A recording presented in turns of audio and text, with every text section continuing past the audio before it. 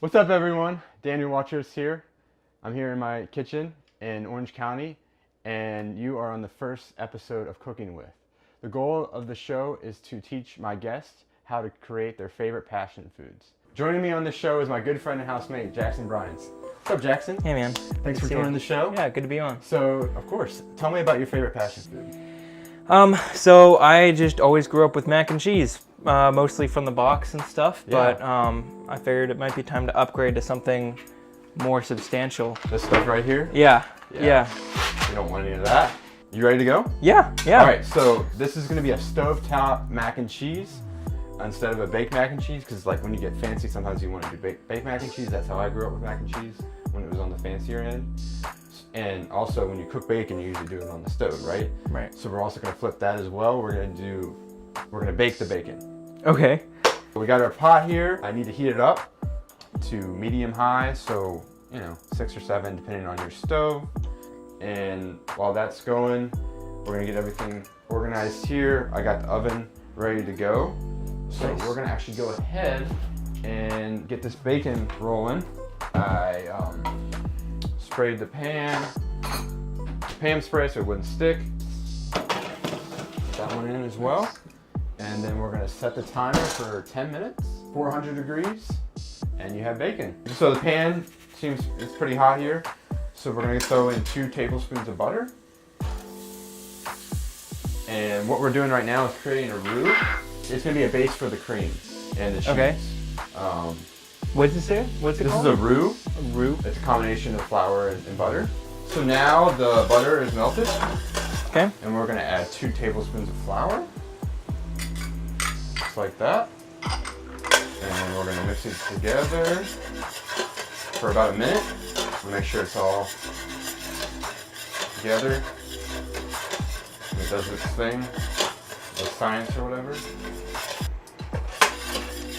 Okay, so our roux is going pretty well here. Now we're gonna add to it. Do you want to gradually pour in some water for me? Sure. And while you do that, the bacon is just finished, so I'm gonna grab that out of the oven. Right? So we'll let that cool off over here, and then we'll chop it in just a second. So Jackson, do you have any memories of your mom making mac and cheese for you? Kind of. I know a lot of times the times we'd make it was when we had a bunch of friends and guests and stuff over, because it was easy to make it for a lot of people. Of course. So she would make it just a huge pot of mac and cheese, and you could have as much as you wanted. Sometimes we'd put bacon in it, but most of the time it was just straight up mac and cheese? Yeah. And did she usually bake it? No, it was usually just kind of stir fried, but I mean again from a box. Okay. Now, could you pour me another cup of water? Oh yeah, sure. And we're gonna get some milk in there too. All right, this is looking great, this roux. We already added a cup of water to it. We're gonna add some milk as well. This is 2 cups. Stir as you're pouring it. So I'm gonna add another cup of milk and another cup of water to it and get it boiling, and then we're actually gonna add this pasta to the... Why do you go with this pasta? I like this Salentani. I'm saying that really bad. The reason I like this kind of pasta is it's longer than just a regular elbow macaroni. So it's like you get more out of it, and then with the bacon and the cheese sauce, it fills in the holes, and it's just good stuff. So you can go with regular elbow macaroni if you want, but I just like this. It's my preference for this kind of mac and cheese. Could you pour me another cup of milk? Sure. In total, it's going to be 3 cups of milk and 2 cups of water. And if you need to, you can add more later on. We are going to throw the pasta in and cook it for 9 minutes. So it's al dente, which means it's got a bite to it. Okay. Another cool thing about this is we do it all in one pot. It's not like we do the pasta in another pot and then put it in with cheese and bake it or whatever. We're cooking the pasta and making it mac and cheese in one pot, which is pretty cool. So it's like less cleanup and whatnot. And makes it really simple. This bacon is cooled off a little bit, so I'm gonna go ahead and transfer it to our cutting board, and I'm gonna show you how to chop it. Okay. So Jackson, you got some bacon here. I went ahead and did a whole pound. I'm just gonna start with what I have right now. You got your chef's knife, and just kind of want to bunch it up here, and then make sure your fingers are back. so you don't slice like them off. bent over. Okay. Bent over like this, and then get a good grip on your knife. Okay. And just go to town. Slice all the way through like this. So I'm probably just going to chop it one time like this, and maybe another pass. And you can also do it like this, but just be careful because your hand can slip. So do 2 passes, and that looks good. So Jackson, what did you put on your macaroni and cheese as a kid? Nothing. Honestly, it was super boring the way we used to do it. It was literally just the cheese, and I don't even know if we did like veggies or anything on the side, or I'm pretty sure all we had was the mac and cheese. Okay. So already there are a lot more ingredients and things going into this.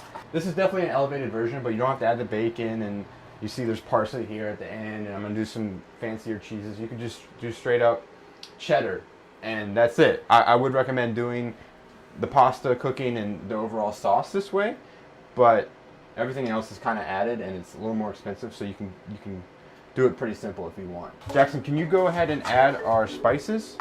It's pretty simple. We got a 1/4 teaspoon of garlic powder, a 1/2 teaspoon of ground mustard, and a teaspoon of kosher salt. And we're just stirring that in here? Yeah, just go ahead and dump that in there. That's going to add some seasoning to the sauce and to the noodles. Another trick when you're using the chopping board, if you don't have one that like kind of sticks to the bottom, it's going to slide, and you don't want that when you're chopping something. I recommend getting some paper towels, just like this.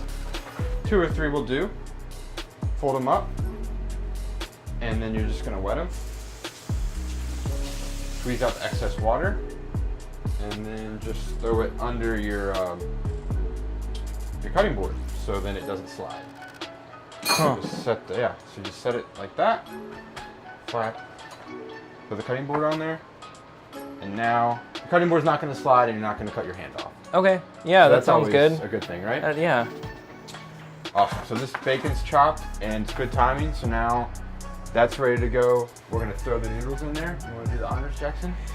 Yeah, for sure.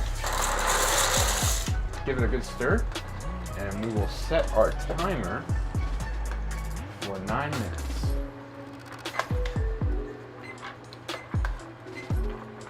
Just like that. Okay, so our noodles are boiling here. We don't want to overcook them, so I turn it down a little bit here so it doesn't overboil. It's got a good simmer. Yeah. We have our cheeses here. Not only is it going to be a bacon mac and cheese, but it's going to be a 5 cheese bacon mac and cheese. Okay, so let me tell you about the cheeses. Little side note, we don't have a cheese shredder at the house, so I chop the cheeses up as finely as possible. We got some cheddar. Yep. Simple cheddar. Some sharp white cheddar. Some Parmesan. Gouda. It's got a nice smoky flavor to it. And Gruyere has a nice nutty flavor. What is that? Gruyere. Gruyere. Gruyere, yep. So you got 4 tablespoons of the Gruyere, the Gouda, the cheddar, both cheddars, and then 2 ounces of the Parmesan. 5 different cheeses. Yeah, it's gonna be awesome. One reason why I didn't buy already shredded cheeses is because when you buy shredded cheeses at the supermarket, they can have this coating on them that makes it difficult for the cheeses to melt. So that's why you should buy block cheeses and then shred them yourself. Or in our case, cut them as finely chop them up. Yeah, chop them up. Nice. Because we don't. Here at our place, we are limited with our utensils and supplies. As you see there, Jackson, the timer just went off and the pasta is done cooking. So go ahead and take it off the heat. Set it right here on this stove. Okay. And now, since it's hot, we're gonna add the cheeses.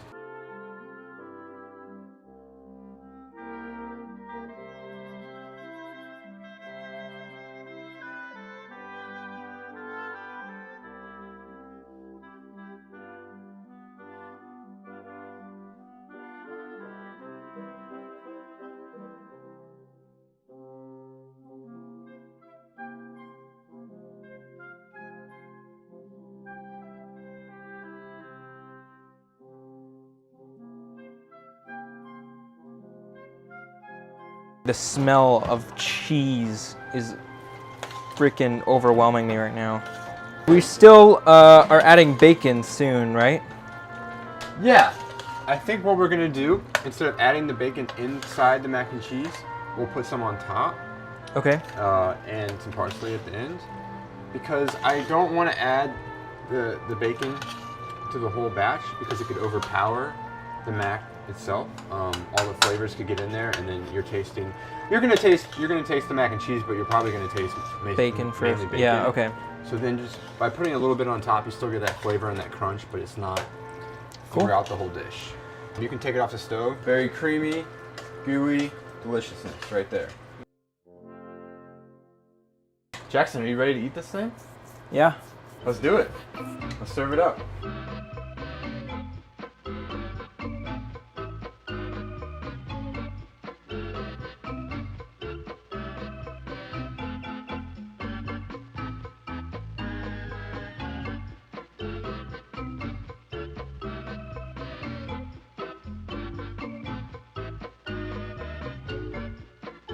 So we got our mac and cheese in the bowl.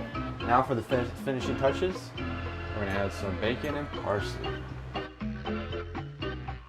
I'm adding this parsley just for a finishing touch, more for looks than flavor, so if you're not a looks kind of person, don't worry about it. But there you have it. 5 cheese, bacon, mac and cheese. Jackson, you ready to dig in? Oh, you're already digging in. Let's Yeah, go I'm already for it. going. Cheers. Cheers.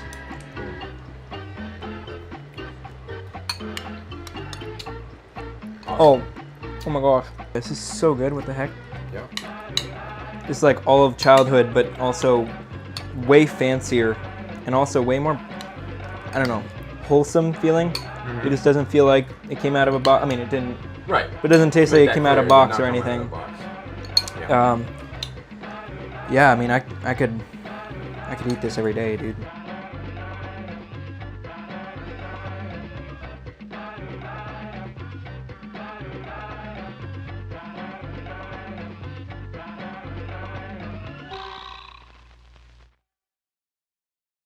So Jackson, what are your final thoughts? Whoa. It was super good. Wow. That didn't take too long either, No. honestly. About 20, 30 minutes. Yeah.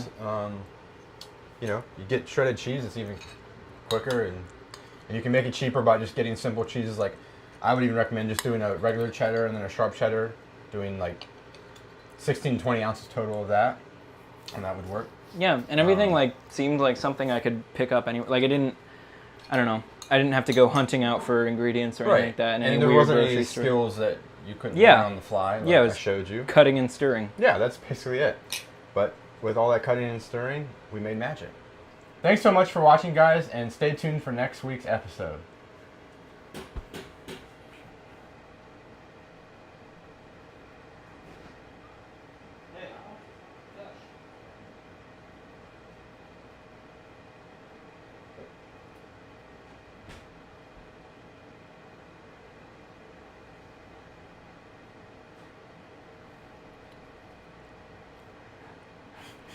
All right.